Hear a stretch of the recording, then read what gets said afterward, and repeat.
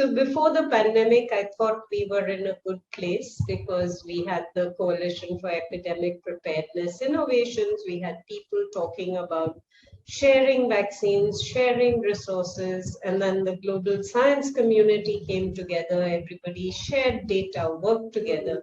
But when they actually wound up being products for people to use, then it became first me, my family, my group, my country, and then we'll think about everybody else.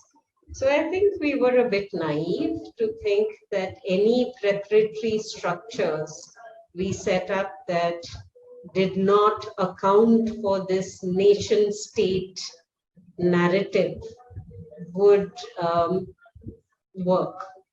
So I think for the future, this should be a lesson to us that when we plan, we have to plan to understand that rich people, countries will always, always, always protect their interests first.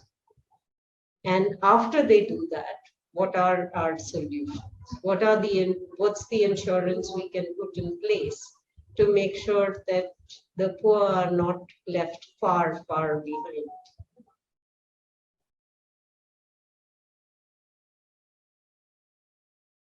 Staying up to date is, of course, really important, but with the amount of literature that is available today, it's not always possible to stay on top of absolutely everything.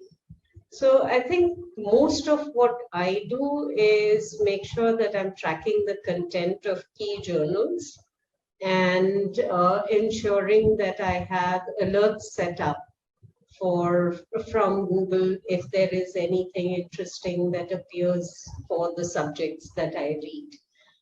Obviously, for some things that can be overwhelming, and even searching that can be quite a challenge. So you have to decide what to prioritize and what not. Pre-pandemic and even now, I think spending focused time with your community. When you go to meetings, if you're going to be talking about one subject for 1.5 days, that kind of sets you up for the next year and a half because you understand the state of play in the field, what's been done, what is being done, what's missing, what can you contribute to. So all of these interactions, as well as making sure that you keep an eye on the literature, are really important for staying abreast with the field.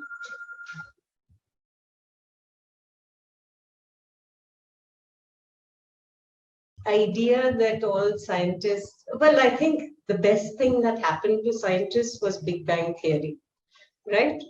So it just became possible to understand that scientists are people too. And some of us are way more normal than some of the characters in Big Bang Theory, right? So I think when it comes to women scientists specifically, I don't think we have a lot of people in India, but the many, many wonderful women that I've seen, and especially because there's this group called Life of Science that's really promoting women. The domain name is Lab Hopping, but they started about 4 years ago. And they've done calendars on women in science. They are doing one woman in STEM every day. They tell stories. They hear people out. So it's like normalizing the fact that women can be scientists. So I think that's really important work. And it shouldn't need to be done, but it has to be done.